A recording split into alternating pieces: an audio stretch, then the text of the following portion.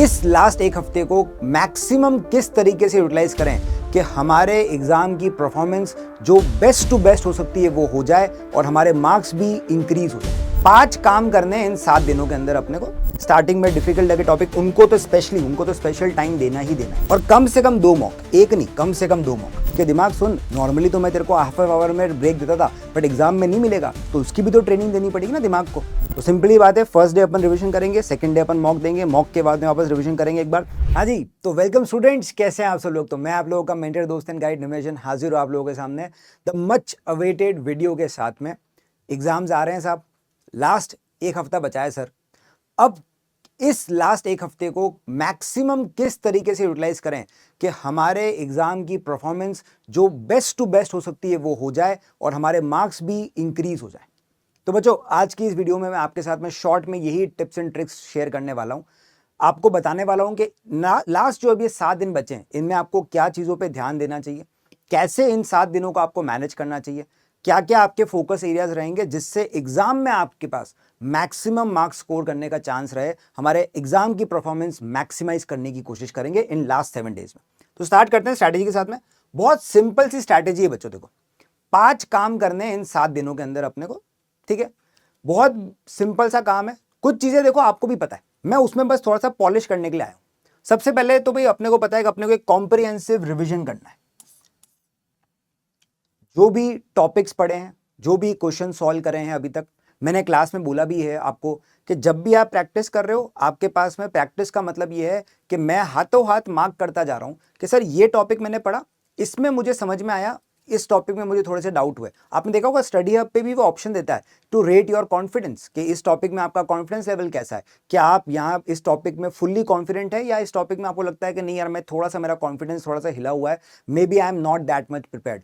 तो वहां पे हम कहते हैं कि मैं भी क्लास में कहता हूं कि जो भी आपने क्वेश्चंस करे, जो भी टॉपिक पढ़े, उनमें से जो जो क्वेश्चंस नहीं हो पाए एक बार में, पीछे से आंसर देखना पड़ा, आंसर शीट में जाके आंसर देखना पड़ा, तो उन सारे क्वेश्चंस की लिस्ट तैयार होनी चाहिए और वो सारे टॉपिक्स की लिस्ट तैयार होनी चाहिए जिनमें अपने को डाउट लगता है या पढ़ते वक्त लगाता है कि सर ये थोड़ा हार्ड है, इसमें याद जरा रखना पड़ता है। उन सब का एक प्रॉपर तरीके से आपको एक कॉम्प्रिहेंसिव रिविजन करना ही पड़ेगा, क्योंकि ये वो टॉपिक्स है जो पढ़ते हुए हार्ड लगे थे, ये वो क्वेश्चन है जो क्वेश्चन को पहली बार सॉल्व करते हुए हार्ड लगे थे, तो एग्जाम में भी दिक्कत दे सकते हैं।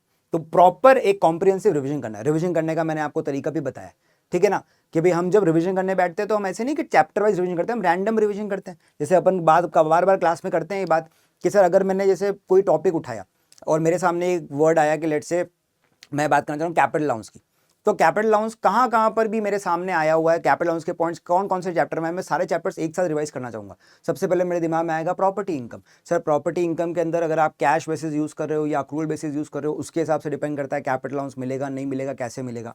हम कहते हैं प्लांट एंड मशीनरी पे कैश बेसिस है तो 100% रिडक्शन ले लेना, कैपिटल अलाउंस की जरूरत नहीं है। लेकिन अगर अक्रूवल बेसिस है तो आपको कैपिटल अलाउंस नॉर्मल तरीके से मिल जाएगा।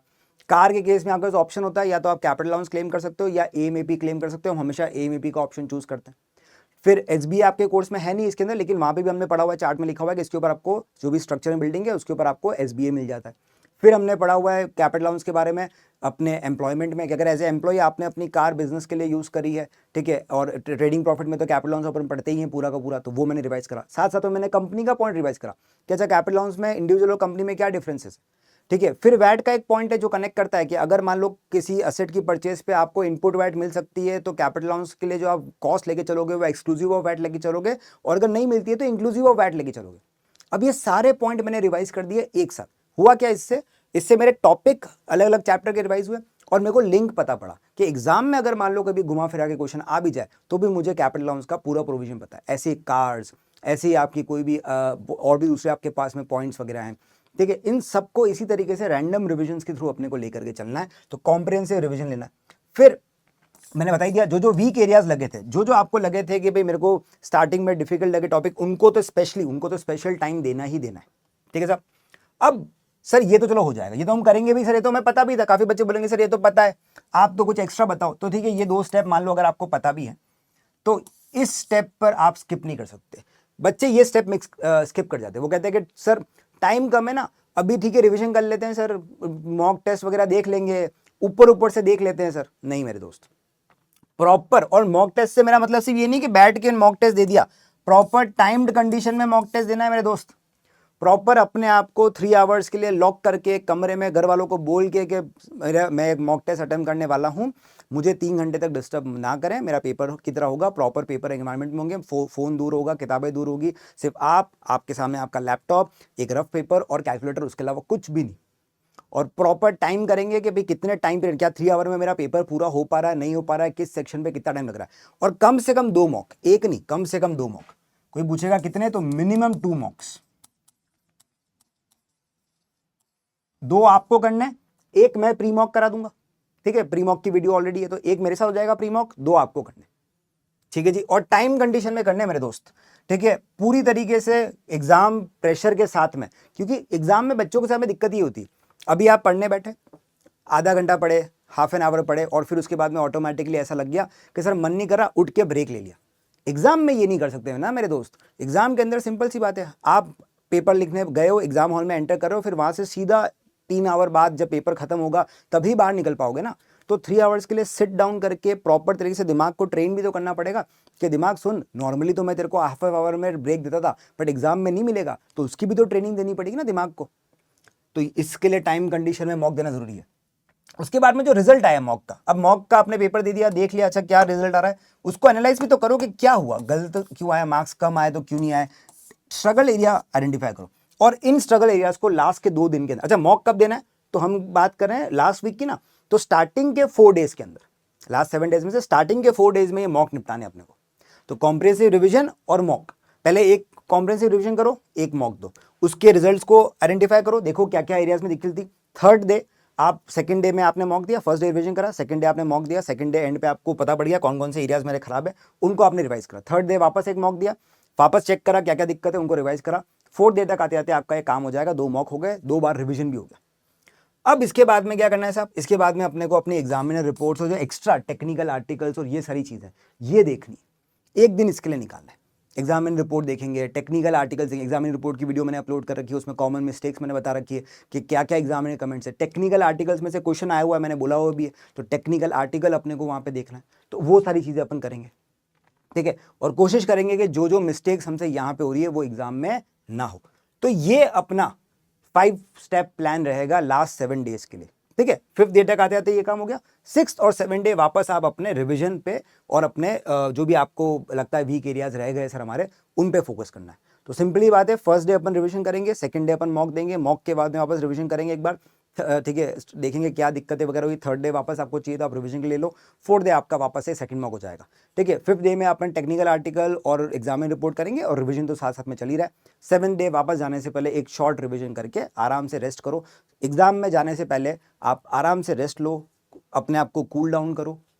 काफ़ी बच्चे ट्रैवल कर रहे होंगे, कोशिश करो ट्रैवल, अब जहाँ पर भी आपको पहुँचना है सेम डे पहुँचने का वो ट्रैवल का मत करो, क्योंकि ज़्यादातर बच्चों के साथ में ये दिक्कत होती है कि एग्जाम से पहले क्या करते हैं कि जैसे मान लो आपका पेपर अगर सेकंड को है तो फर्स्ट को आप अपने घर से निकलोगे, रात भर की जर्नी करोगे, सेकंड को मॉर्निंग में जहाँ पहुँचना है वहाँ पहुँचोगे सही से। हो सकता है रात भर की देखो सफ़र कैसा भी रहा हो, कोई बस से ट्रैवल करेगा, कोई ट्रेन से करेगा, कोई कार से करेगा, अलग अलग ट्रैवलिंग की अलग अलग कंफर्ट, लेकिन अलग अलग दिक्कतें भी, ठीक है। कुछ लोगों को ट्रेन में नींद नहीं आती, कुछ लोगों को बस में नींद नहीं आती, कुछ लोगों का सर दुखने लग जाता है, कुछ लोगों को ट्रैवलिंग में सिकनेस होती है, मोशन सिकनेस होती है, ये सारे इश्यूज होते हैं मेरे दोस्त।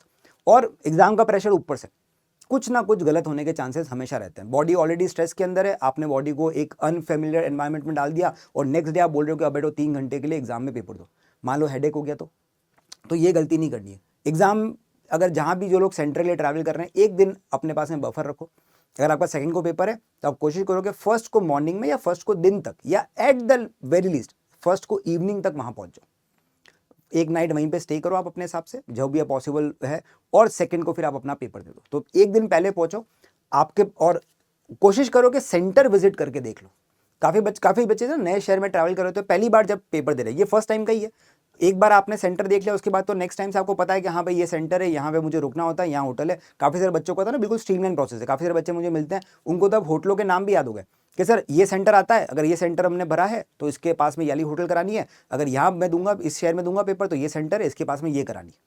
बिल्कुल उनका फिक्स हो गया कि सर इतने डिस्टेंस पर ये है, वहाँ पर खाने का यहाँ मिल जाता है, यहाँ पर अच्छा खाना मिलता है, यहाँ पर ये चीज़ें मिल जाती है, सब चीज़ें उन्होंने डिसाइड कर रखी, लेकिन वो फर्स्ट टाइम वालों के साथ में नहीं होगा, वो सेकंड थर्ड वालों के साथ हो रहा है। तो जो फर्स्ट टाइम पेपर देने जा रहे हैं, एफआर का पेपर दे रहे हैं, जो भी आप पेपर दे रहे हो फर्स्ट टाइम दे रहे हो और फर्स्ट टाइम सेंटर विजिट कर रहे हो, किसी और दूसरे शहर में जा रहे हो, तो वहाँ पर आपको एक दिन एक्स्ट्रा लेके ज़रूर चलना चाहिए, क्योंकि फर्स्ट टाइम एक्सपीरियंस से कुछ ना कुछ गड़बड़ी हो जाती है। तो ये भी स्ट्रैटेजी का पार्ट है मेरे दोस्त। एग्जाम में ये सारी मेहनत कर ली आपने, अभी तक सारे टॉपिक को, पूरे सिलेबस को सही से पढ़ा है, क्लासेस अटेंड कर ली, लेकिन लास्ट डे ट्रैवलिंग की वजह से हेडेक हो गया और एग्जाम में प्रेशर, एग्जाम के अंदर मैं अपना पूरी सही से 100% एफर्ट्स नहीं दे पाया, थकान हो रही थी, कितनी बार नींद लग जाती। ये सब चीज़ें तब होती है जब आपका वो लास्ट डे अगर ट्रैवलिंग में निकला या टेंशन में निकला, तो इसलिए बेटर है उसको भी ध्यान रखो, वो भी स्ट्रैटेजी का पार्ट होता है। ठीक है मेरे दोस्त, तो इस चीज़ का अपने को ध्यान में रखना है। ठीक है जी, तो ऑल द बेस्ट बच्चों, आपका एग्जाम आ रहा है, आराम से प्रिपरेशन करो, रिवीजन वगैरह पे ध्यान दो, मॉक टेस्ट प्लीज करना और टाइम्ड कंडीशन में करना है मेरे दोस्त। ठीक है, ऐसे ही नहीं कि सिर्फ आए, देखा, आंसर देखा और चले गए। 2 मॉक टेस्ट अपन अटेम्प्ट करने की कोशिश करेंगे, एक प्री मॉक की वीडियो मैं ऑलरेडी आपके लिए लाइव लेकर के आ जाऊंगा, तो आप वहां से उसको देख सकते हैं। ठीक है साहब, तो ऑल द बेस्ट स्टूडेंट्स, जो भी आप पेपर दे रहे हैं, टैक्स वगैरह जो भी, आप इस स्ट्रैटेजी को हर पेपर के लिए अप्लाई करके देख सकते हैं। चलिए, ओके बच्चों, थैंक यू सो मच, मिलते हैं आपसे फिर नेक्स्ट ऐसे ही किसी वीडियो के अंदर।